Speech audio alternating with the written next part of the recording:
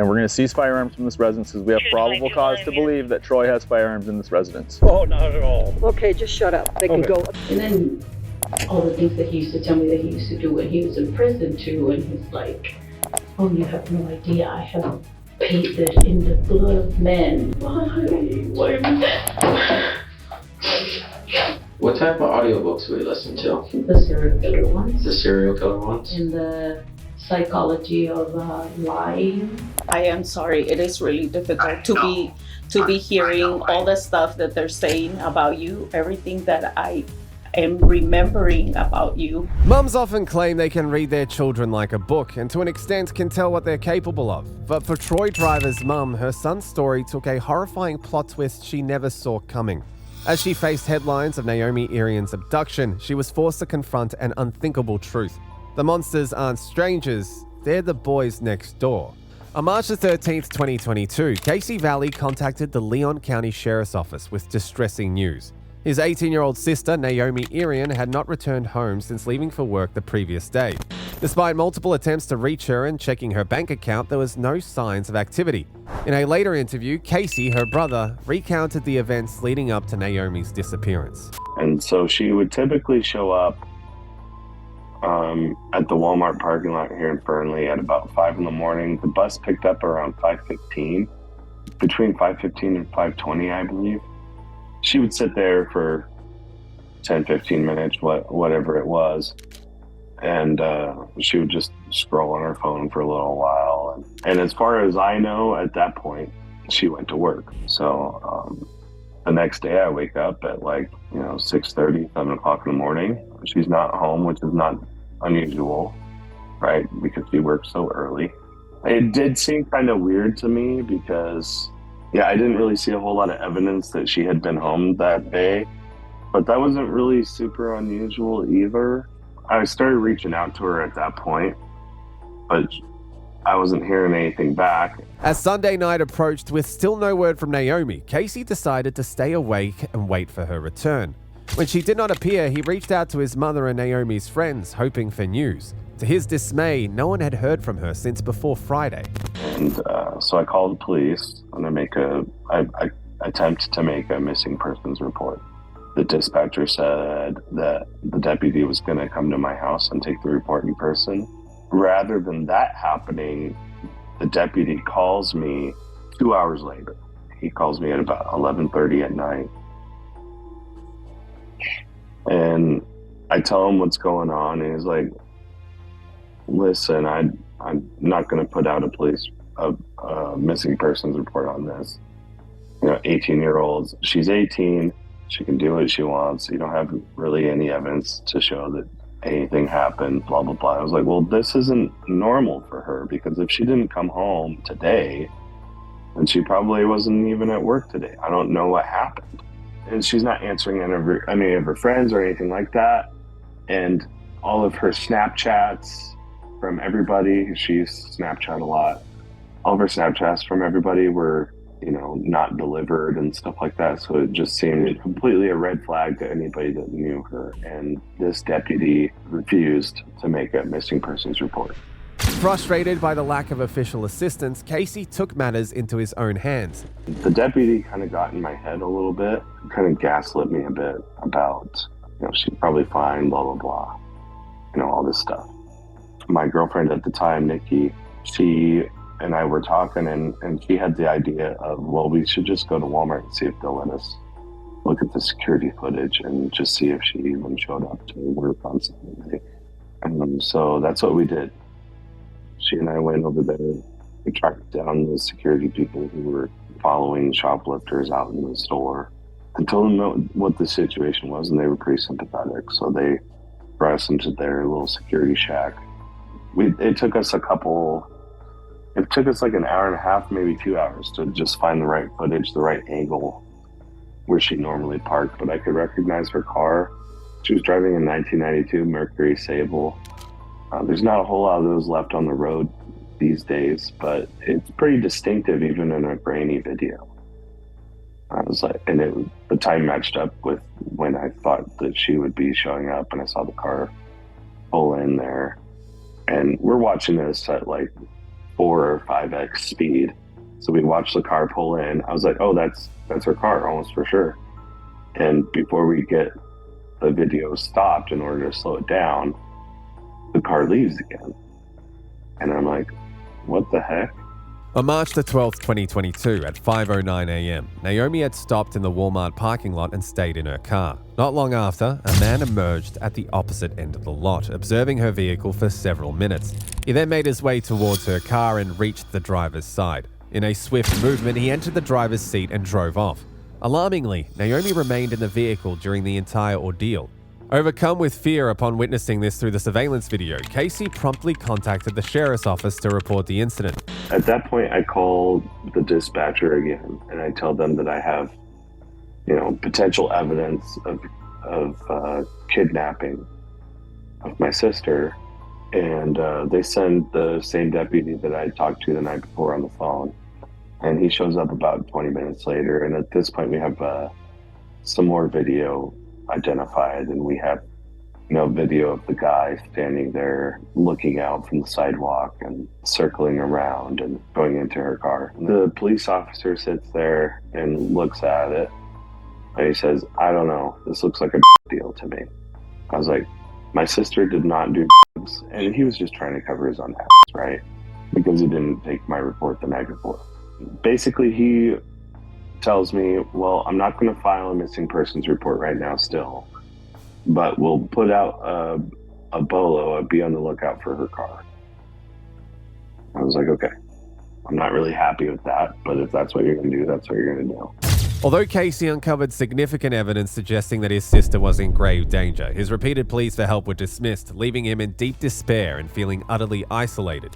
Basically, I felt so alone, I felt so isolated. I felt like kind of betrayed by the sheriff's department. I felt very scared about what happened to my sister, and I just really couldn't process what was going on at all. Meanwhile, while in Africa, Naomi and Casey's parents grappled with the situation. In an interview, Diana Aaron, Naomi's mother, spoke about the lengths to which they went to support Casey in his efforts to locate Naomi. Early Monday morning, before even it was light, my husband came upstairs because he was getting ready to go to work. My husband came upstairs in tears, and he said that Naomi had been kidnapped. And immediately I was like, what? What are you talking? What? And he said, Casey just called. He saw on a surveillance video someone take Naomi in her car. And then we were holding each other, and we were crying, and we were asking each other, what do we do? What do we do? Because we're in Africa. We're halfway around the world. And one of my husband's coworkers, one of our friends, is an FBI agent. And my immediate instinct was to call him. So that's what I did. I immediately got on the phone and called our friends, and I was not in a state I couldn't really speak. So I handed the phone to my husband. Naomi and Casey's father, stationed in Pretoria, South Africa at the time, visited the US Embassy and managed to secure an emergency flight back to the United States that very day. As he arrived in the country, his discussions with the FBI yielded encouraging outcomes, with the agency appearing to treat the case with the seriousness it deserved. So the next day, I get up at like 4 o'clock in the morning, and I just, and I have like a spotlight, and I'm just driving all the roads out in the desert near Fernley, just looking for any trace of her car. At about 9:30 in the morning, I get a call from Lyon County Sheriff's Department, a detective. He assures me that they're taking the matter very seriously. The missing persons report has been filed at this point, and they have every spare person on the force out looking for my sister's car. 2 days after Naomi's disappearance, investigators diligently took on the case. They started by reviewing the Walmart surveillance video Casey had discovered. After multiple viewings, they employed a triangulation and reconstruction technique, which suggested that the individual who entered Naomi's car was between 6 feet and 6 feet 3 inches tall. They noted the suspect was dressed in blue jeans and a light-colored hooded sweatshirt and was wearing a face mask that morning. Unfortunately, since he was positioned opposite the camera, his face and other distinguishing features remained obscured. Naomi's phone was checked in the police database, but no location data was retrieved as the phone was switched off.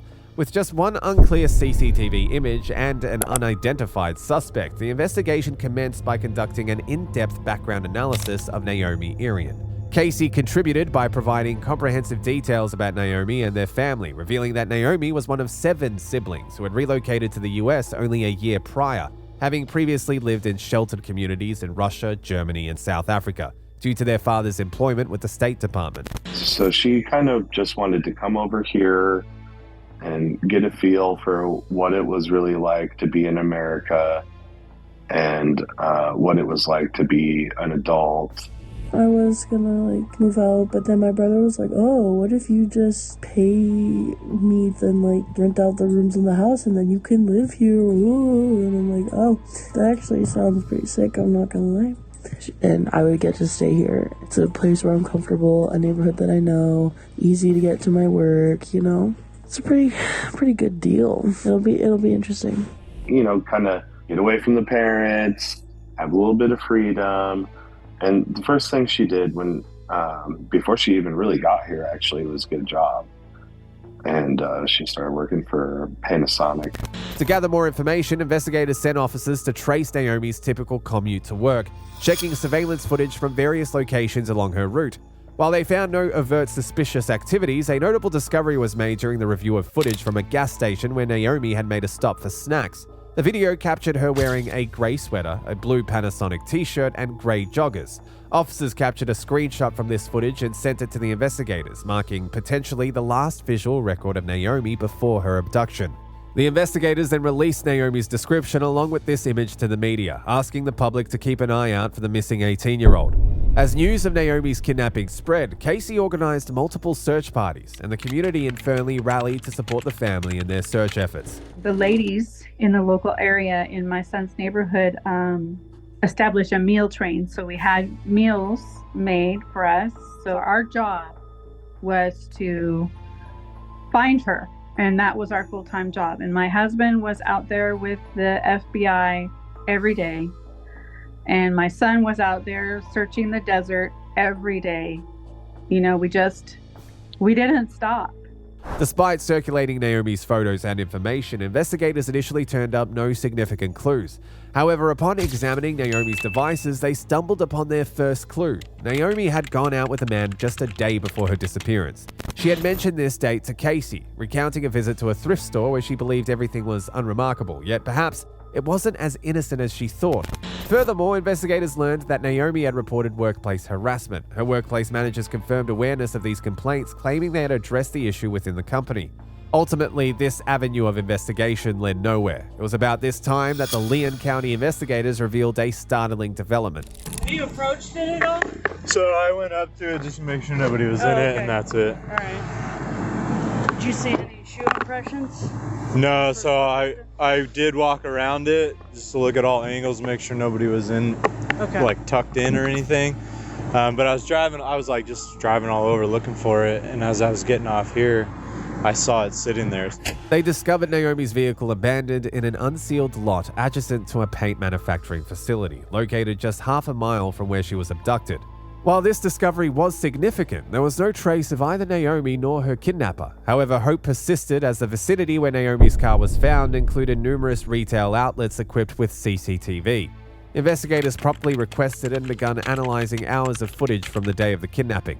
In this footage, a disturbing sequence was captured. Naomi's car was seen driving on a nearby road and later parked in the dirt lot around 3:30 p.m., 10 hours following her abduction. An unidentified individual exited Naomi's vehicle, wandered briefly on the road, and at 4:12 p.m., a truck appearing grayish blue passed by and parked near Naomi's car. The driver of this truck then maneuvered Naomi's car to another spot within the lot before returning to his truck and leaving the scene. Despite the footage, the identity of this driver remained unclear due to the distance, and more distressingly, Naomi was nowhere to be seen, suggesting she might have been moved elsewhere. There was also speculation as to whether this man was the same as the one spotted earlier, or if multiple individuals were involved. Screenshots from this footage, focusing on the suspect's truck, were distributed to the media with a call for public assistance in identifying the vehicle. Details from the video suggested it could be a Chevrolet, prompting investigators to visit local Chevrolet dealerships. They confirmed the truck as potentially a 2020 to 2022 Chevrolet High Country 2500 or 3500, painted in either metallic blue or gray. The Nevada DMV provided a list of similar vehicles registered in Western Nevada, initially overwhelming due to its length. However, through careful comparison with the CCTV footage, the list was narrowed down significantly. One registration stood out due to its rundown associated address, raising questions about how its owner could afford such an expensive vehicle. The vehicle was registered to Troy Driver, whose background check revealed a criminal history stretching back to 1994, including animal cruelty, assault, burglary, and armed robbery. His physical stature matched the estimated height of the suspect in Naomi's case. Troy Driver thus became a key person of interest, living with his partner Zulema Silas and her kids, and employed at a mining company. A review of Zulema's social media uncovered photos of Troy, one of which showed him wearing brown hiking shoes reminiscent of those seen in earlier surveillance footage from the Walmart parking lot. With few other leads, police began surveillance on Troy's residence. The subsequent move was to obtain a warrant for Troy's phone records to pinpoint his whereabouts on the day of Naomi's kidnapping, revealing he carried 2 phones, one for work and one for personal use. The location data retrieved from both of Troy's phones showed that he was not in proximity to Naomi at the time of her abduction. In fact, he had remained at his residence all day. Despite this apparent alibi, investigators, undeterred, shifted their focus to analyzing the usage patterns of both devices. Their suspicions were heightened when the data indicated an unusual lack of activity on either phone, which was contrary to Troy's typical interaction patterns with his mobile devices. Despite these findings being somewhat circumstantial, there was still no direct connection established between Troy Driver and Naomi Irian. The urgency to locate Naomi, however, intensified the investigation. A breakthrough came from further review of the surveillance footage. The same truck observed near Naomi's abandoned car was also captured on camera driving on the highway and parked on the opposite end of the Walmart parking lot on the very day of Naomi's abduction. Notably, this truck was stationed in the dirt section of the Walmart lot at 4:22 a.m., the morning before Naomi's arrival. The most unnerving aspect wasn't just the truck's presence, but the behavior of its occupant, pacing as if in anticipation, seemingly waiting for something or someone. Given that investigators had tracked where this person had left Naomi's vehicle hours later, they retraced a route from that site back to Walmart's lot where the truck had been parked. Footage from this path showed the suspect returning to his truck, and in a critical oversight, he walked directly in front of a CCTV camera. This moment sent chills through the investigation team as it confirmed the identity of the suspect. It was Troy Driver. On March the 25th, 13 days after Naomi's disappearance, authorities moved in to apprehend Troy. I'll cuff. Just so we don't have to switch. Don't move.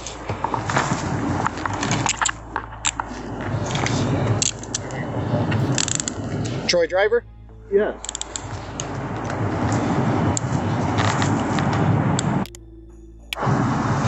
You have anything on you that's going to poke, prod, stab me? I've got a pocket knife in my front left pocket. Okay, aside from that? No. Okay, I'm going to roll you over on your right side, okay? Yes. All right, put your knee up this way.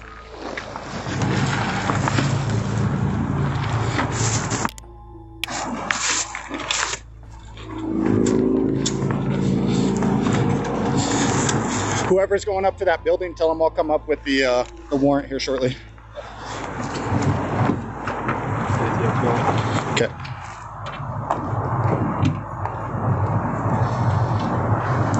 Will you take a photo of that and then send that to Ty? Say, let him know one's in custody.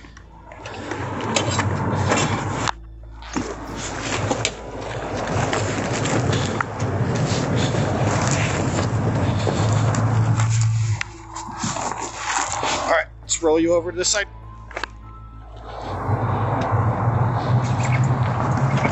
Someone calling you Nick? Probably. Try to answer on your phone.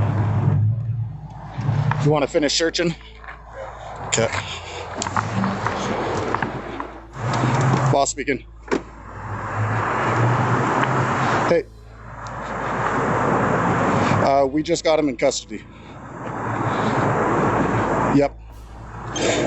Did we get the keys to this vehicle? I don't have any keys. You don't have keys to this vehicle? I do. Somebody took them. Okay, but you did have them on you? You had like the 2 bags with you? Where are the keys? You guys took them. Well, yeah, but are they in one of those bags or where? No, they were on my belt clip. You guys took the keys. Okay. He's pretty calm for having a... Yeah, he asked what it was for. We told him not going to tell him at this time, but you are under blah, blah, blah. And he said, okay, hasn't said much. Yeah, he wasn't asking questions. He was shocked just due to the abruptness of it, but not, not his first rodeo type. Yeah.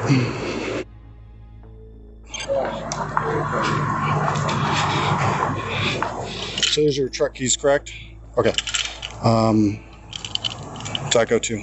It's the chip for the office door. To get in the office door? Yeah. Okay. Why did you take your camera off and go into that truck over there a minute ago?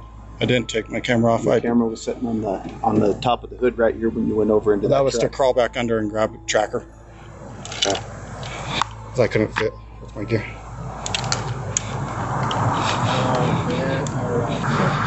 Is he surprised? I mean, I think element and surprise, but not overall. He's very calm demeanor. All right, due to the long drive, we're going to get you out real quick. We're going to set you into 2 cuffs, okay? So I'll separate your shoulders a little bit. After apprehending Troy and bringing him into the station, law enforcement obtained warrants to search both Troy's residence and his mother's home, much to her dismay with this turn of events. Hello? Yeah. I'll let you get the dogs locked up and then we'll have a conversation real quick, please. It takes all this to have a conversation.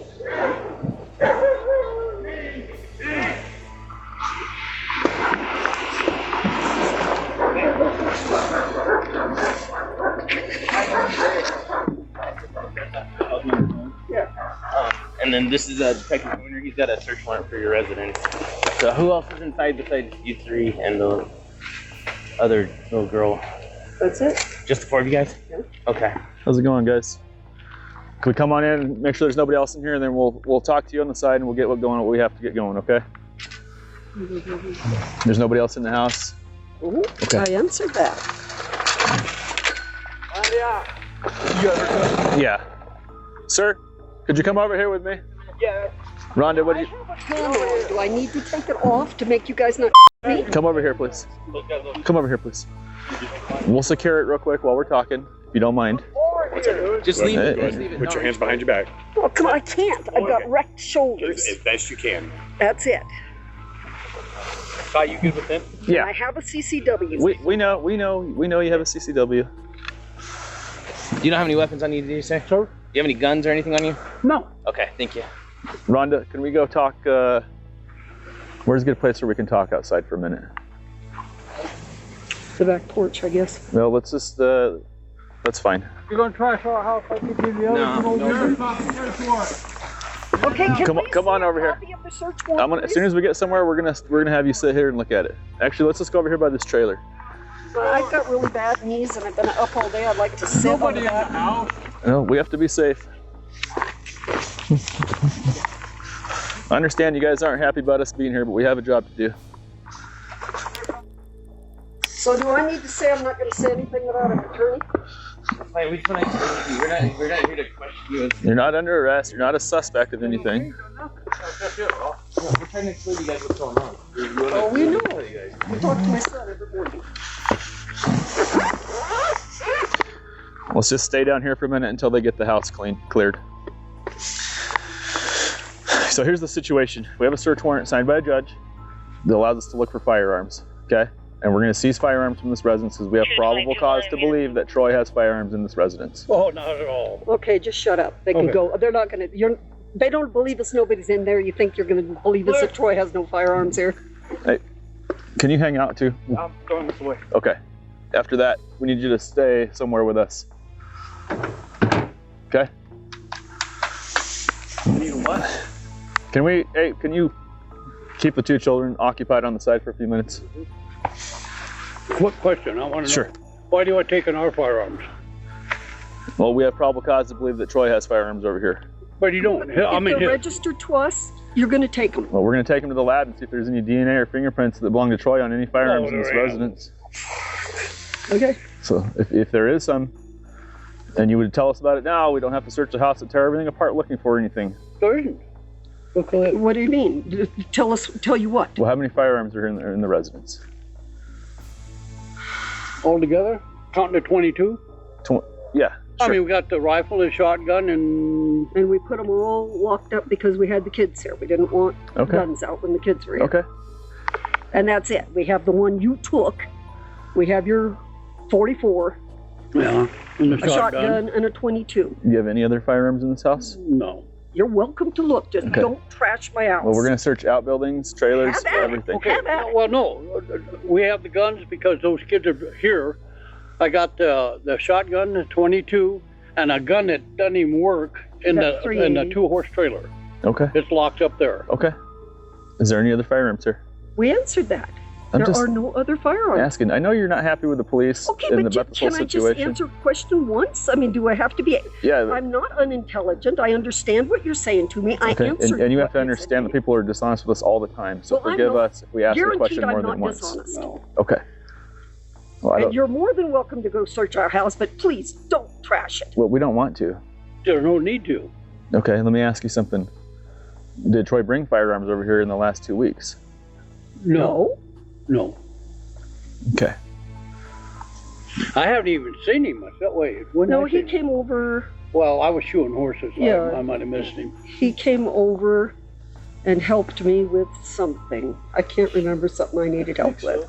And that's it. Okay. He rarely comes over here because he's working all the time. Okay. All right, well, let's have a seat up there on the porch if you guys don't mind, and we'll let these guys take pictures, and then we'll go grab the guns, and we'll be on our way. No problem. Following the search of his mother's residence and the seizure of his vehicle as evidence, investigators brought in Troy's girlfriend, Zulema, and her children for questioning. To their profound distress, there was still no trace of Naomi to be found. So we're gonna go to the second patrol car here, okay? Okay. Are we like in trouble or something?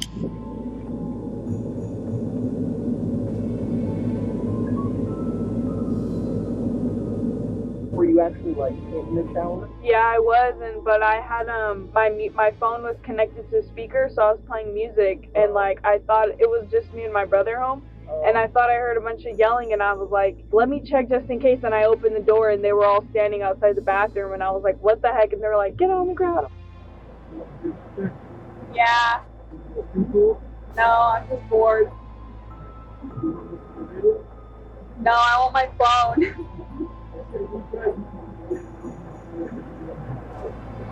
Do you know how long it's gonna take? I have plans.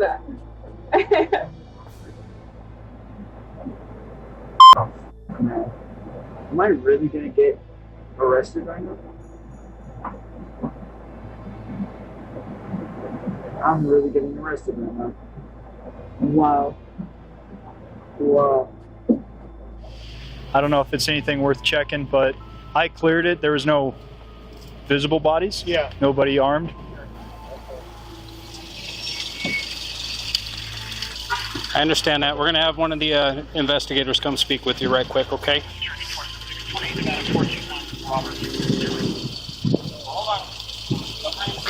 Yeah, they'll bring him back here, ma'am. Just wait back here, please. Get over here. Okay, just wait back here. It's not the reaction from her that I expected if she didn't know anything. Correct. Was she angry? Oh, yeah. At us? She's pissed about the whole thing. After being placed in custody, the investigators' questioning took an unexpected turn as they probed deeper into Troy's background. Hey, what's up, Troy? My name's Eric. This is Mike. We work with the Lyon County Sheriff's Office. What the hell am I doing here? Well, that's what we'd like to talk to you about. Explain to you everything that's going on, okay? Your legal name is Troy. And what's your last name? Driver. Driver? Why am I here? We're gonna get to it. Well, yeah, I'll explain to you. I gotta fill this thing out. Where do you work at right now? I work at Leadcore, but okay. People just saw fit to pull guns on me and throw me on the ground in front of my office. So I'm probably not looking at a job. I really would like to know why I'm here. Okay. Yeah, and I'll explain. How long have you worked at Leadcore? 2.5 years. Okay. Where'd you get thrown on the ground at? Didn't throw me on the ground. I was told to get on the ground in front of the office in Reno. Reno? Okay, so you work like at Leadcore in Reno? Troy claims that people threw him on the ground in front of his office, implying he was being unfairly treated. This response was a ploy to deflect attention away from the real purpose of the questioning, rather than providing a straightforward answer. As the interrogation progressed, the investigators uncovered a startling detail about his past. Criminal record? Have you ever been arrested before? Yes. What's the worst thing you've been arrested for? I was arrested when I was 17 for armed robberies. Did you go to prison for that? I did. How long? 15 years. Holy where at? California. Damn. 15 years in prison in California? Yep. Do you need anything to eat or drink? No, I want to get going here. Okay. Troy admitted to a past conviction for armed robbery at age 17, resulting in a 15-year prison sentence. This extensive criminal history involving violent behavior was a key focus of the investigation, as it indicated a propensity for the type of crime connected to Naomi's kidnapping. The conversation shifted to a critical piece of evidence that appeared to directly implicate Troy. Can you tell me about any vehicles registered to you? I have a Jeep, a 95 Jeep. What color? Black. Black. Okay. Is it like a Wrangler or It's a Wrangler. Wrangler? Okay. I have a 2020 Chevy 3500 Silverado. 2020 Chevy 3500? Yes. What color is that? Gray. And I have a 1982 Lincoln Mark 7. 81 or 82. What color is that? Black. Black. Okay. Troy openly acknowledged owning a 2020 Chevy 3500 Silverado in a similar color to the suspect vehicle. His willingness to provide this information suggested he was trying to get ahead of the evidence, indicating some consciousness of guilt. When the investigators pressed Troy about his knowledge of the case, his response raised immediate red flags. Are you currently on parole or probation? No. Okay. All right. So while we're in here, you understand you have the right to remain silent, and you understand that you have anything you say can will be used against you in the court of law. Do you understand you have the right to an attorney, and do you understand you cannot afford an attorney won't be appointed for you? Okay. Okay. You understand all that stuff? I understand. Okay, so have you been paying attention to the news lately the last couple days? Not really. I haven't been paying attention. Why? Okay, are you aware of the kidnapping case involving Naomi Irion? Yes, I am. Can you tell me about that? My girlfriend sent me a Facebook thing on it, and I read that. She was kidnapped, and a truck that looked a lot like mine, they said they were looking for. Is that why I'm here? Yeah. Why? Well, you said it, right? You have a truck that looks just like it. Because I have a truck that looks like that, am I being charged with this? Yes, yeah, you're being charged. I'm a lawyer. Okay. All right. No. I want a lawyer. When directly asked about his awareness of the Naomi Irion kidnapping case, Troy's response that his girlfriend sent him a Facebook thing on it was a deliberate attempt to downplay his knowledge of the investigation. This evasive answer raised suspicions about his level of involvement. In asserting his innocence, Troy Driver exercised his right to legal counsel, staunchly declining to communicate further with the investigators. Meanwhile, it came to light that during the weekend Naomi was abducted, there was a family gathering organized by his girlfriend's relatives, which Troy did not attend, claiming work commitments. To clarify Troy's whereabouts and to understand his absence from the gathering, the investigators interviewed Sulima. Upon learning about the gravity of Troy's criminal past, particularly an incident in California that he and his mother had downplayed to her, Sulima provided insights. The investigators held on to the hope that Sulima might offer crucial information that could lead to Naomi, as they were still without a clue about her location or any real leads on where to continue the search. This interview with Sulima unveiled even more alarming details. But you know what? His mom stuck behind him after everything that he did in California. And he did tell me about that, kind of. I didn't know all the details. He never was, he just said, so they involved me and convicted me. And like sounding, trying to separate himself from like the main thing. Yeah. And he's like, they involved me and people told on me and, people like, and that's why I was convicted. Yeah. And then his mom, she relocated and everything for him. And then, she like the same story, like, oh, like he's a great kid, but he was just involved with the wrong people. Yeah. But then the more I remember, like all the things, like I told you, that he says and laughs about, like, all the stuff that he has done. And then all the things that he used to tell me that he used to do when he was in prison too. And he's like, oh, you have no idea. I have painted in the blood of men, and it's like, Yeah. and I was like, it's things that give you chills. In fact, in 1997, when Troy was 17, he faced an accessory to murder charge. His girlfriend at the time had shot and killed someone, and Troy admitted to assisting in disposing of the body.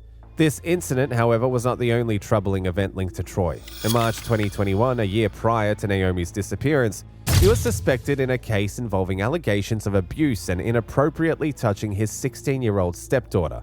During a discussion at a family gathering from the weekend Naomi was kidnapped, Zulema mentioned that she had organized a large dinner to uplift the spirits of her son and daughter-in-law after the death of their child, aiming to provide them some respite from their grief. But despite her plans, Troy seemed to have other intentions for the occasion. When Troy got home on Thursday night, he said, so tomorrow, he goes, he's like, are we going camping? And then, because we had planned on going the weekend before that, but I can't remember what happened that we definitely couldn't go. And he's like, oh, but we've been talking about this for a couple of weeks. And then I go, I know. And then I go, but they're going through something. And then I go, and I want to be there for them. Mm-hmm. And he's like, well, they can come too. And then I said, I don't think they're going to want to do that. And I go, they just, and I go, and then Travis is coming so he can spend time with Jose. And then he said, well, they can all come. Like, we can take everyone. And I go, yeah, this is like very short notice. I don't think so. A day earlier, a deputy had visited Naomi's house to deliver some paperwork concerning her son and Zulema, mentioning that Troy had behaved quite rudely towards the officer. And then she was walking over there to, talk to him. To give him the summons. And he lowered his window and she's like, Troy driver, and she just went like this. And she's like, oh, here's the summons. And he started pulling up the window. Like, she was still talking to him and he started putting the window up. Then he opened the door and she just left. Like, he didn't even let her finish talking and she left. And then he got out of the car, out of the truck, and then he walked in and I was like, oh, and I go, sorry for the welcome home. And he's like, oh, it's fine. And then he just went to where we have our desk and he put his summons on top of mine and he went to the room without saying anything. I walked in and I was like, what are you doing? And he's like, he had a plastic bag of Boot Barn and he had already put a pair of insulated pants in there and he was getting something else and he was putting it in there. And I go, what are you doing? He was like, oh, I'm going camping, he said. And I was like, oh, and I was like, the kids are coming tomorrow. He's like, well, I'm going camping. And I was like, okay. I turned around and I got out of the room and I was a little bit upset that he would leave. Yeah. And because he's always has been so supportive and like with anything like that, he always wants to do whatever he can to make everyone feel like better or fix it for them or whatever. And the time it was just he didn't care. Troy, having gone camping alone, lacked a verifiable alibi. Moreover, Zulema revealed a disturbing tale. They'd installed a surveillance camera in their garage where Zulema's son had once bragged about skillfully grabbing a drink from the truck's tailgate without spilling it. She had initially watched the footage but found it deleted upon a second attempt to view it. Troy was the only one with access to erase the footage, yet he overlooked one clip, which remained after his return from the camping trip. In that video, for some reason, he didn't delete it. It's right there. I was looking at it. He gets home at 7:55 on the 12th. Okay. Exactly 7:55. Okay. And something that he never does, and I went through all the footage and everything. he has always told me that wherever we are, he never walks with his hands in his pockets because he says, in prison, you always have to be ready for someone to attack you and to defend yourself. So he learned not to, do that. He gets out of his truck and he's walking when he gets home, and he has his hands in his pocket and his head is down. And when he gets in front of my Subaru, he starts turning and then he just goes like this. And he looks like really sad, really worried, like really, I've never seen him like that. Like his body language is like so, and you can see him when he's coming up, I'll show you if you want, when he's coming up the steps of the house, he looks like he's having trouble, like he's very tired. Upon his return home that weekend, for the first time since they had been together, Troy had showered alone. And then he got up and he said, I'm gonna empty out the truck, all the camping gear. And I was like, it's Sunday, and I was like, we can leave that for later. We have all day, I told him.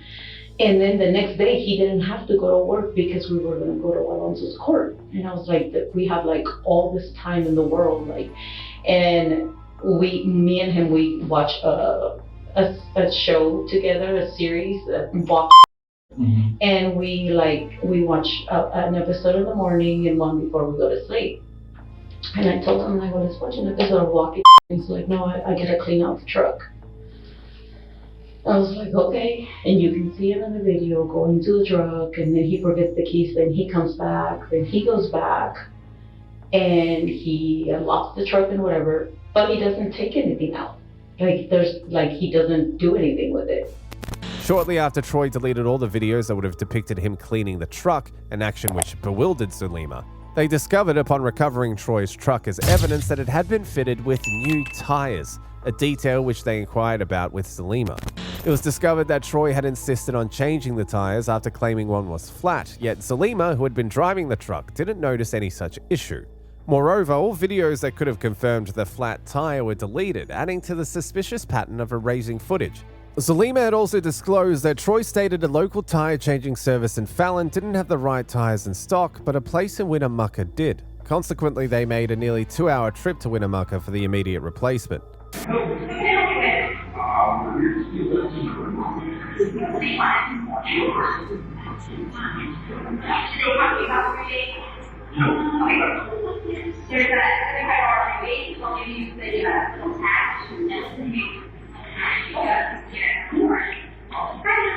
Zulema wore a sweatshirt that day inscribed with serial killer documentaries and chill, reflecting Troy's fascination with crime and killers, which soon became relevant in the interview.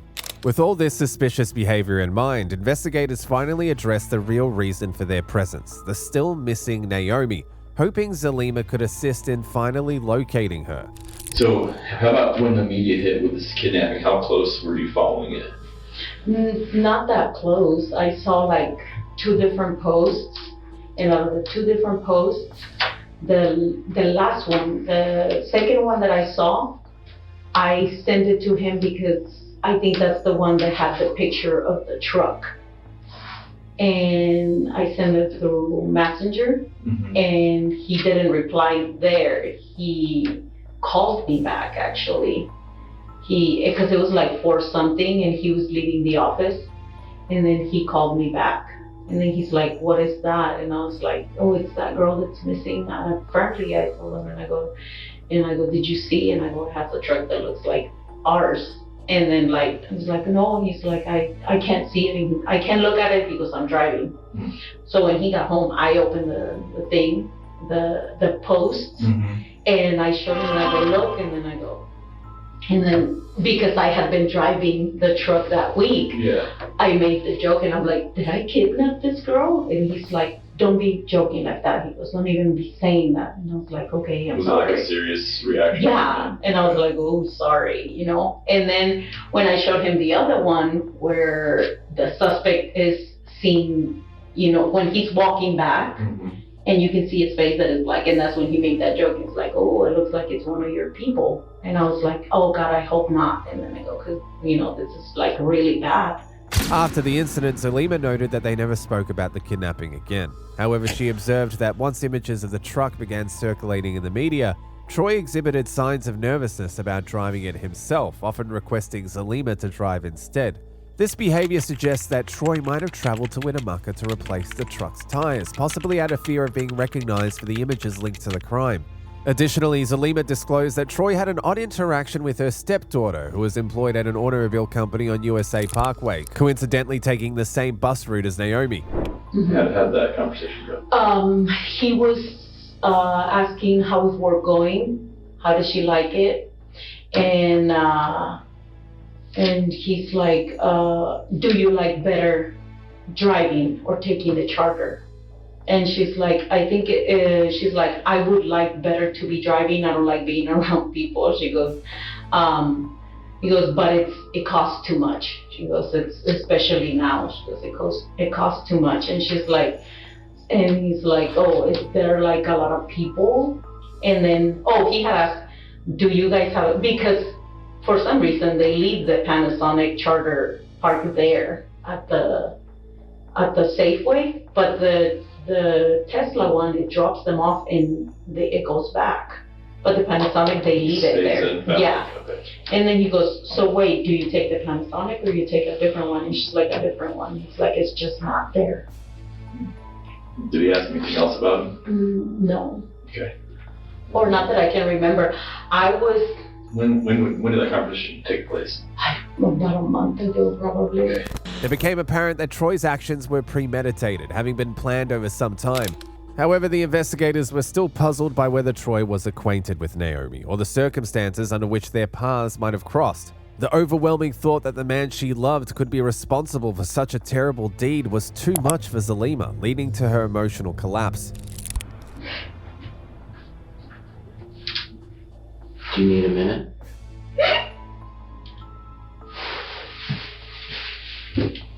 Here.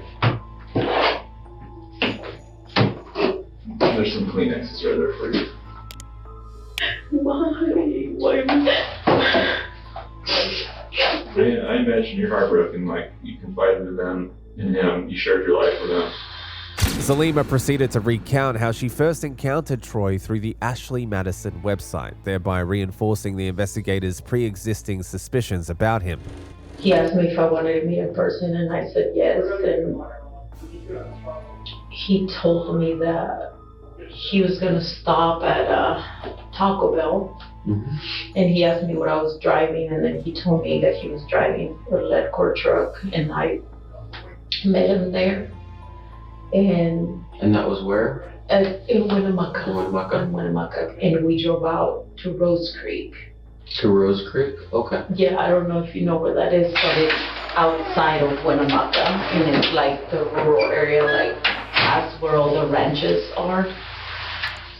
We went out there where there was cattle was grazing out there, and there was no water trough, and we sat right there and we were just talking, and then we went like we were just talking and getting to know each other, and then we went back to his truck, and he told me if I wanted to go to Lovelock with him, and we can go, I don't know, have dinner or whatever, because he was staying at the Royal Inn. That's where Leadcore employees stay all the time when they had the Relief Canyon project. Okay. The company put all the Leadcore employees there. We got into his truck, and when we got in, he told me, he's like,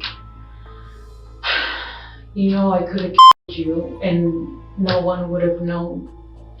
And I thought it was a joke, and I was like, yeah, and I go, but you didn't, so I'm good. And we left it off.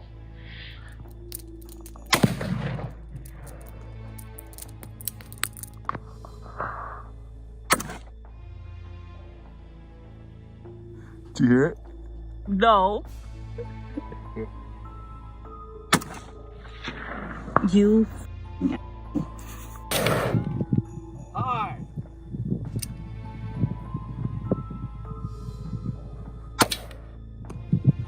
I hit it that time. You can see where I hit it. Safety. So these ones here, the revolvers here, Yeah, you still got more. I had also heard from Joyner that he liked to listen to podcasts? Audiobooks. Audiobooks? On Audible. Yeah. Okay. What type of audiobooks would you listen to? The serial ones. The serial killer ones? And the psychology of lying. Mm-hmm. And the how to beat interrogations, like CIA, and like about the psychology of how when the CIA or FBI are interrogating you, and how to spot people that are lying, like stuff like that. Okay. Did you ever listen to any of them with them? Yeah, I did. Like I was telling Detective Joyner, like that's something that even the kids, like, he would put the books, and the one that we actually listened to the whole book all together as a family was the one of Daniel Keyes. Daniel Keyes? Yeah, he's a serial killer from Alaska, and he thought it was so cool that he kidnapped a girl, her, but he kept her in ice, and she was in such good condition and that she looked alive, and he would take pictures of her and she looked alive, so he thought that was really cool. Do you remember hearing anything about that if there was like ever money involved or anything like that? Yeah, like he wanted ransom. Ransom? Like, yeah, okay. And then he post that girl in a way like she was holding a newspaper, and took the picture and did her makeup and everything, and that's what he thought, that it was so cool that the girl actually looked alive. He went online trying to find the picture so he could show us, but I didn't want to look at it, and the kids didn't want to look at it either. Oh, absolutely. So yeah, I was like, no, but look at her, she doesn't look scary, she's alive, it's really cool.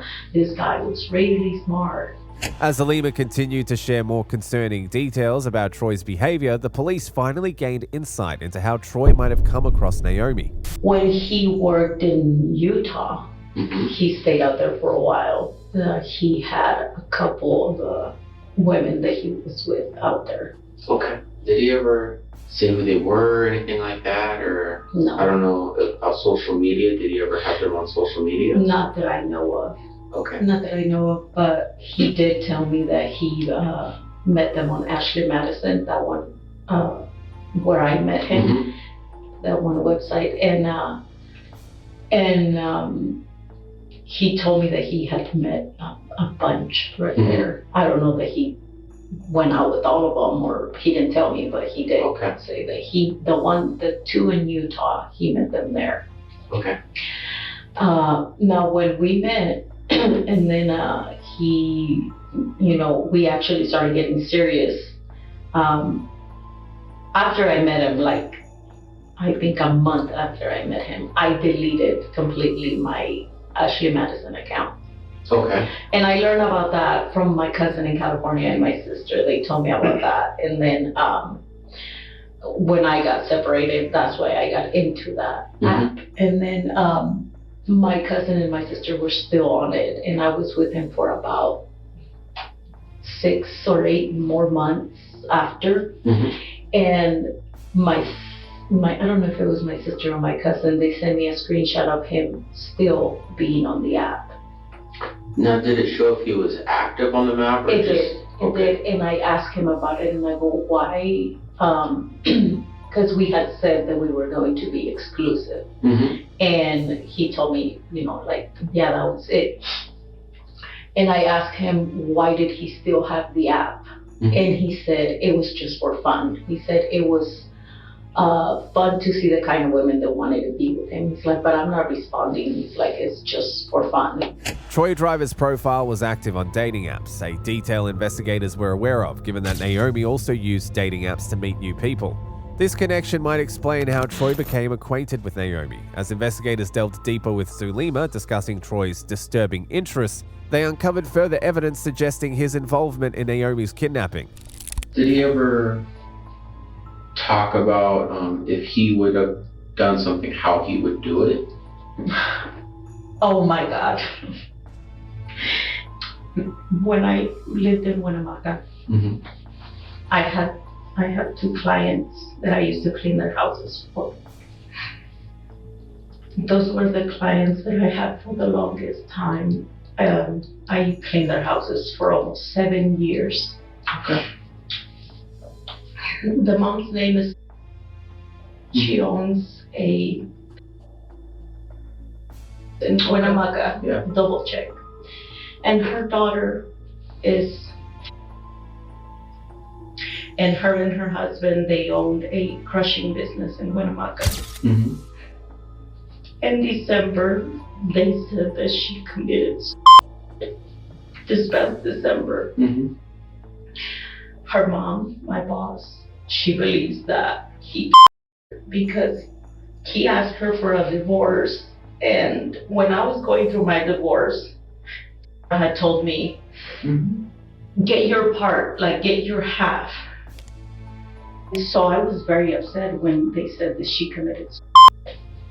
When I called her mom and she told me, no, I think her because she was gonna get half of the business and he didn't want to share the business. And then she started telling me how I was telling her that she was scared and gave her different type of documents about how she was found and everything. And he told me, if that was me, I would have done the same thing. And I can tell you that he's not gonna get arrested. And he's like, because they're not, because I would have done the same thing. So that is the only time that he has told me. And that upset me. And I was like, don't tell me that. Before the interview concluded, Zulema revealed one final incriminating detail. The camping gear that Troy had supposedly taken for a solo camping trip over the same weekend Naomi disappeared was found unused. When we were in California, because the ones in California, there was one that we went 1,000 feet underground. And that one, he said, like, my God, you can hide a body here and no one will ever find it. As each piece of evidence further, the search for Naomi Irian intensified with no direct leads to her whereabouts. More than 2 weeks had elapsed since Naomi's disappearance, and the case had escalated into a critical, time-sensitive investigation. In an attempt to jog the public's memory and encourage witness cooperation, news of Troy Driver's arrest was released. This action prompted numerous tips, one of which was particularly alarming. A woman reported that someone resembling Driver had tailed her to a Walmart parking lot from a highway near Fernley where she was walking her dogs. This incident hinted at a worrisome pattern of behavior by Driver.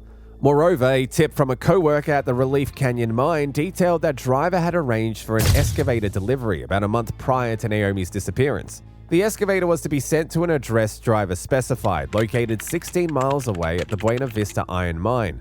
Following the trail of the excavator, investigators made a haunting discovery at the mine, a shallow, unmarked grave.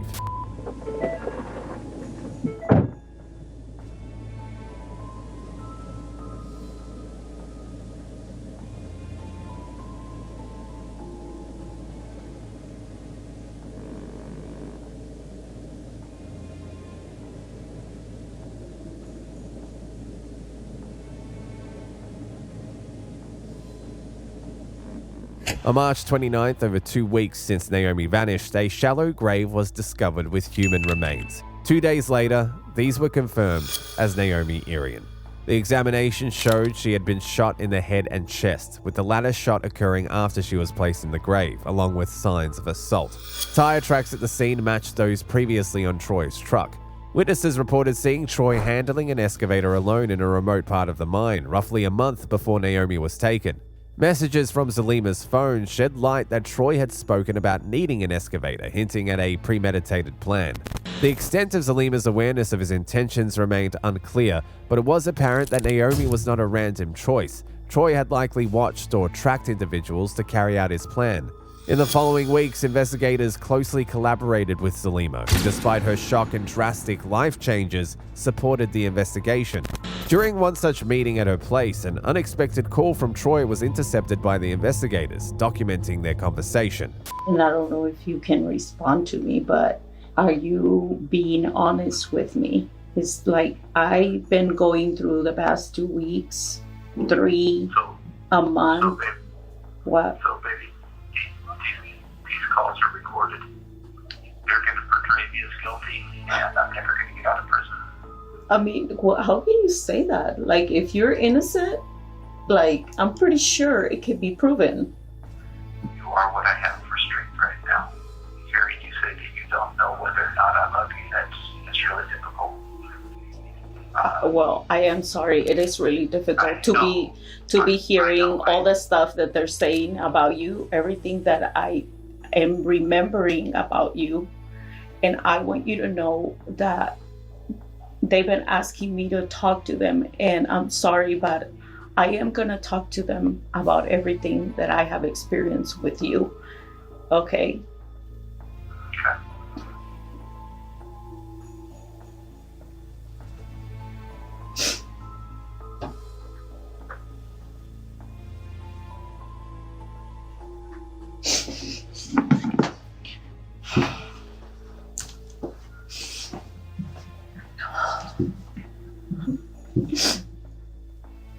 He's lying. I know he's lying. In April 2022, Troy Driver faced charges including murder, robbery, vehicle burglary, and destruction of evidence after his DNA linked him to the crime scene involving Naomi. Additional charges of assault were filed against him. Investigations later uncovered that he had incinerated evidence, including Naomi's clothes and some of his own. The story took another turn when several months after his imprisonment, Driver managed to send a covert letter to his former girlfriend Zulema and her children. Concealed within a deck of cards, the letter was said to contain his confession to the crimes, admitting to an inner darkness and clarifying that his actions lacked sexual motivation. He also confessed to overwhelming guilt and ignorance about Naomi until it was too late. In this letter, Driver expressed thoughts. Despite being on watch in prison, he attempted suicide twice. On August the 6th, 2023, he succeeded in his third attempt.